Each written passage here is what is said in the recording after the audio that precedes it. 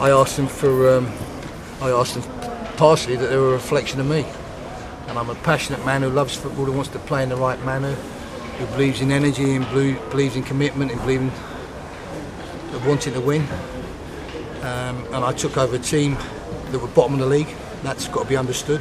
And I thought I found a lot of them qualities. I thought they worked. They showed me they wanted to win for me. They run themselves into the ground. I've got players who hadn't played for 10 weeks, 12 weeks. I can sit here with all the excuses. But they're not really excuses, are they, Andy? When you're thrust into the situation and you've got injuries. Yeah, but I don't use those either. So I'm not even going to use them. But I think you've seen it. You've reported on enough games at Northampton. I asked them to start a platform to build from. If they showed me nothing, there was nowhere I could go. And I probably had to go down to the Dole office on Monday. Still may have to. But at least I'd go with what I believe is a fair reflection of the way I feel about football. And they couldn't give no more. As I say, some of them were... Toes is called back. I can go on and go on. There's 5 kids there being called back from 3 divisions below the conference. So I'm taking positives. I'm a very, very honest man, whether you know me or not yet, and I would have stood up here and said that they were useless. They weren't useless. What you've got to understand with people at Northampton that don't want to be where they are, including Andy King, is the circumstances in which they did it. We had to pick up and start building. I thought there was something there. In football terms, I thought there was something there. Changes clearly forced on you by the injuries and Ricky Ravenhill going back as well. I know you're a fan of his, so that must have been a real blow. Well, it all happened at one time, yeah.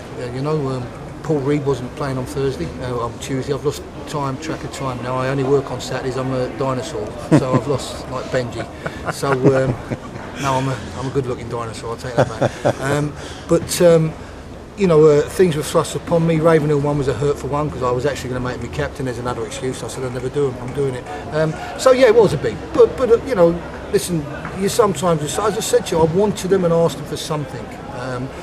Not that we could get a 4-0 win. Not with anything. I wanted something that would give me a sort of hope and a building platform to go into Portsmouth, because this football club has got to start winning games quick. Because whether it's Andy King who don't want to be in this position, or a new manager coming in, I've got to leave him in the best position I can. And if they continue that, I would at least left him with spirit and a team that are fighting for him. If he's better organised and can do better things that I can with the team, then that's good luck to him. He must be a genius. Defensively, they did you proud, and of course, in the end, it was just a set piece that has gone your way. But it's a continuation of not being able to create enough chances and therefore score the goals that puts the pressure on the defence, isn't it, Andy? Well, of course, that's been my crying shame, for ages. We need to create chances and get that first goal, whether it's whatever. I thought there was a 20-minute spell in the second half, what we spoke about afterwards, that 20-minute spell must next week become 40 minutes, which must then become 60 minutes, that eventually must become, but you're talking about football terms now and not where you are.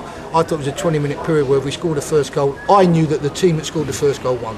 If that had been Northampton today, we would have won the game.